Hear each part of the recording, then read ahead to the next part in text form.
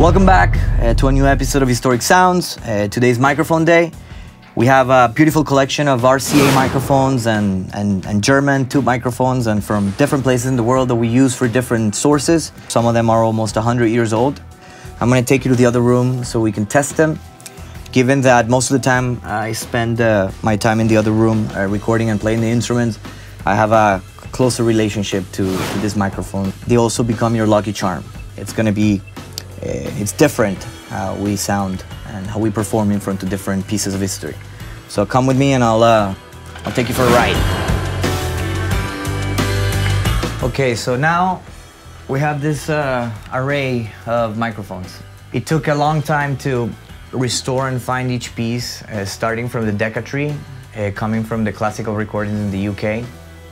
It was kind of the way to try to get stereo much more accurate, with the distance and the angles of the microphones to be completely perfectly in phase. Then we'll talk about this, which is kind of like a DIY mid-side, where we have a figure 8 mic in the front, which it's actually acting as a unidirectional, and then we have these two balls, which are acting like figure 8, like one omni over here and the other one over here. With this mixture of transformers that we use, we're capable of controlling the signal, the sides, and the mid.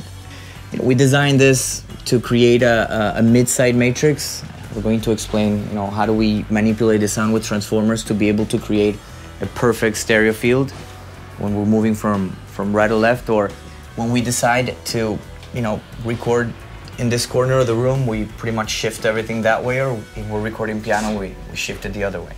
Then, as you can see, we got some Japanese, some German, some Americans, some custom modified, and some historic ones. Then over here we have some British mics from Tannoy. These were built for the British Parliament.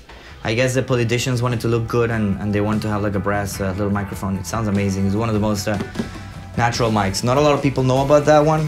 Henry Hirsch and Oliver Taub in New York City, which are very well known for recording analog and piano, violin, jazz, etc. They love those things, and after you try them, you'll understand. This one, we have one that is completely original, and the other one that has been modified with the new transformers, so it's going to be a little bit more high-end. We're going to do the comparison so you see what the difference in sound is.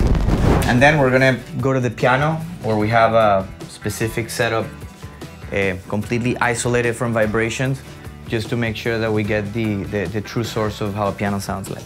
And over here, we have a mid-side microphone. This is where we record acoustic guitars. And we're gonna see the difference of recording in stereo versus recording in mid-side. I think that's pretty much, we can start now enjoying, talking about the mics.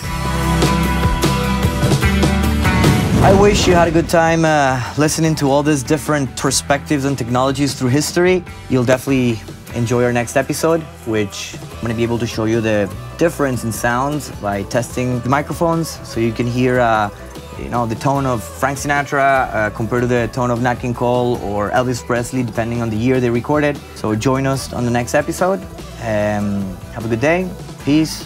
See you soon.